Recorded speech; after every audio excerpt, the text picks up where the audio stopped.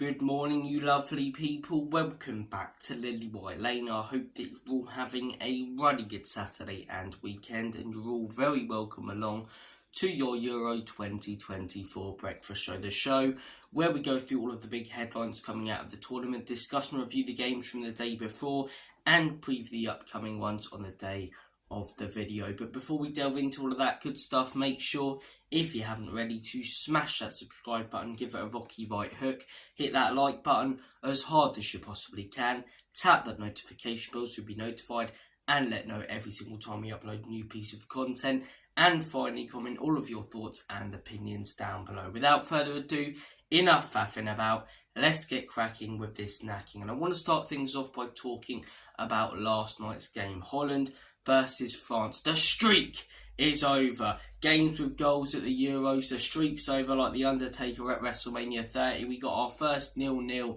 of the tournament, and it's a game that deserved a 0-0. 0-0s can sometimes be really, really exciting. For example, the Chelsea versus Liverpool Cup finals from a couple of years ago. But although this game had some big chances for both sides, it deserved a 0-0. But there was one very, very key moment. Xavi Simons put the ball in the back of the onion bag, but it was disallowed for obstruction. And in my opinion, the goal should have stood. If the keeper dives, fair enough, because then the guy's in an offside position, the Holland player, and he's blocking him. But in my opinion, he's not blocking his line of vision. He's in an offside position, but he doesn't interfere with play. That goal should have stood. Now, France could have went on to get an equaliser, but that could have been a very, very major goal in the Euros. You know, a goal that put Netherlands on 6 points. And then who knows, Poland get 3 points against France. France finished third. They play a tougher team in the round of 16. They go out.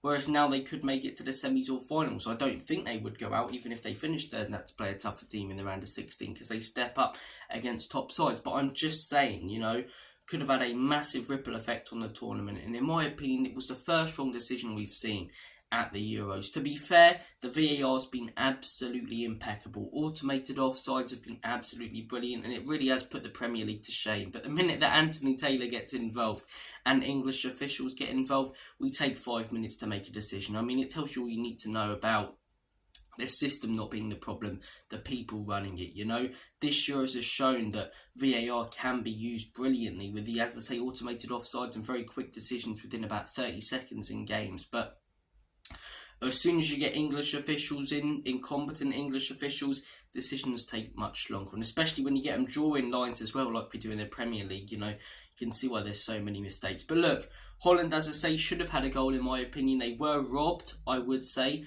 of something out of that game. Would have they won it?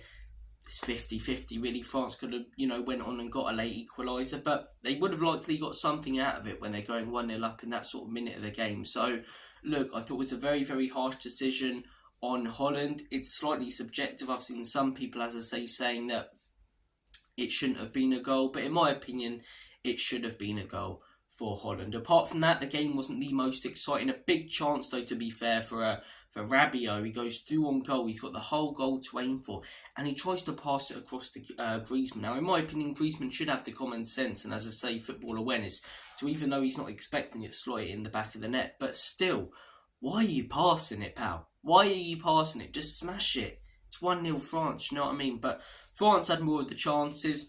Holland had that disallowed goal. So you look at that, I'd say a 0-0 and a draw is fair. A 0-0 and a draw is fair. But look, the game before was much more exciting, much more entertaining. Austria versus Poland. Austria, in my opinion, have been my favourite team alongside Romania to watch this tournament, because I didn't expect a lot from them. I knew Rangnick was their manager, but I didn't know whether he'd be able to get players, as I say, who aren't top quality to play his style of play. Oh boy, can he. And it really does show what this manager can do.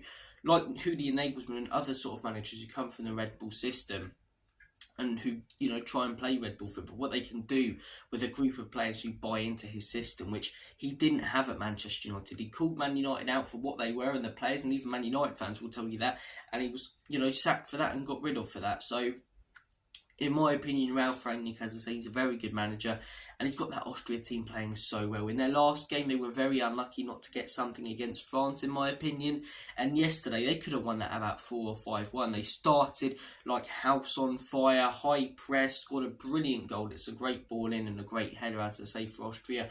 But then Poland really started to respond. I wouldn't say they were good for the rest of the game, but the next 15 minutes, they look very dangerous, constantly targeting that right-hand side of Austria, whipping in balls, and they look very, very good. I believe it was Zelensky who got their goal. I can't remember completely, but well-crafted Poland goal, as I say, and it's well-deserved at that point in the game. But look, rest of the first half, quite close. Both teams having a couple of chances. Second half was all Austria. And I don't know why Poland sort of decided to sit in. And they broke them down with a brilliant goal. You could see that it was going to take a brilliant goal. Little shimmy, as I say, from Arnautovic. Leaves it for Baumgartner, who puts it in the back of the net. It's a brilliant, brilliant Austria goal. And then obviously Arnautovic puts away the third. I thought Arnautovic, in a high-pressing team, I'm not sure that would work. But he really did work. He really, really did work. He held up the ball brilliantly, as I say, created chances. And yeah, 2 of the goals, the penalty and obviously the one before, come from him. So fair play to Arnautovic and Austria. I would love it if they got a result against Holland, as I say, and managed to get themselves through to the next round, because they deserve it. They're a great team to watch. They really, really are a great team to watch. So, and they're, you look at some teams, as I say, who might get results, who are smaller teams, like Slovakia, for example. No disrespect, but I don't see them causing many problems to any top sides in knockout stages. Austria really could. They really could. They look so organised. They press brilliantly. As I say, defensively, they have a good structure about themselves as well. And you conceded 2 goals in the 2 games. So I was playing this sort of high-pressing football. So Austria are a force to be reckoned with. And keep an eye on that Austria versus Holland game. It should be very, very interesting. And the third game, as I say, the 2 p.m. kick-off, Ukraine versus Slovakia. Slovakia scored an early goal like they did against Belgium, had a good structure. Ukraine looked like they were going out of the tournament, but a really, really good second half kept them in it, as I say. A good equaliser.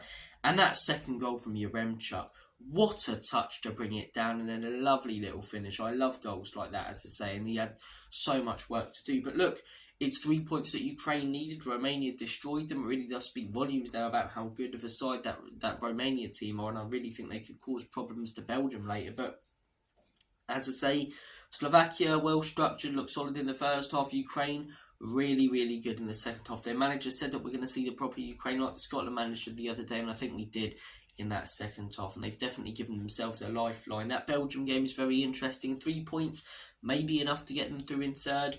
I'm not sure, though. It probably won't be, as I say. You want 4 points, really, to guarantee going through. And will they get that? It's tough. It's not an easy game. Belgium as well. We'll see what happens today against Romania, but losing their first game, probably on paper the easiest game of that group, they'll be expecting and wanting a win. So, look, should be a very, very interesting game later today. Belgium versus Romania. It was a good one yesterday. Ukraine. The other 2 games today are in Group F. Georgia versus Czech Republic. I reckon this is going to be a banger. These games, these 2 o'clock kickoffs that on paper don't look unbelievable, but they turn out to be crackers. Croatia the other day, banger. Turkey, Georgia, banger. Even Slovenia, Serbia, banger of a game. Banger after banger after banger, like Seamus. Brilliant, brilliant, brilliant games for these 2 o'clock kickoffs, and I think we'll get another one. Both teams need a win. Georgia showed that they're a very, very good side against Turkey. I'm going to say that this game ends 2-2. And the game that I'm most excited about today, as I say, before the Belgium versus Romania one, which I think Romania will get a point out of, I'm saying 2-2 for that. Turkey versus Portugal. Portugal, they were okay in their first game, stepped up in the second half, got that winner. I was much more impressed with Turkey, if I'm honest. And I think that crowd could play a huge part in today's game. The constant whistling and booing when Portugal are on the ball, that's not going to be good for them. That is going to put them off their game a little bit, in my opinion. And I think Turkey, I'm not sure about getting a win here. I think Portugal will have to step up after their last performance. But I'm going to say that Turkey get a point. I'm saying 2-2. What's been so good about this tournament is the Turkeys, Albanias, Romanias, Austrias playing some of the best football, whilst your Frances, your Englands, your Italys are playing some crap football. I think England probably are the worst out of all the top teams with the style of play that we have, but it's not just us. it's not just us. France have looked a little bit rubbish. Italy have looked a little bit rubbish and got battered the other night by Spain. The scoreline really isn't a fair reflection of how much they were dominated in that game, you know. So Portugal as well didn't look great. So look, more Euros action today. Then sadly the 2 p.m. kickoffs are over, but it's time for the big games. Every game then matters. Sunday, Scotland, massive game. Do or die for them. Monday, Croatia, Italy, massive game. Constant massive games. And then we're on to the knockout stages. So, business end of the tournament coming up. I've very, very much enjoyed the start to this tournament. There's been goals everywhere. There's been drama, craziness, bangers, you know. Great defending. It's had everything. It's had everything apart from a good England performance. So, I hope we get that on Tuesday. But if you want to hear my thoughts on England, check out my last video. Guys, you've been an absolute pleasure. Have a smashing Saturday and weekend. Take care of yourselves. Enjoy all the Euros games. And as always, come on you Spurs. In Big Andrew we trust. Enoch and Levy out. Up the England.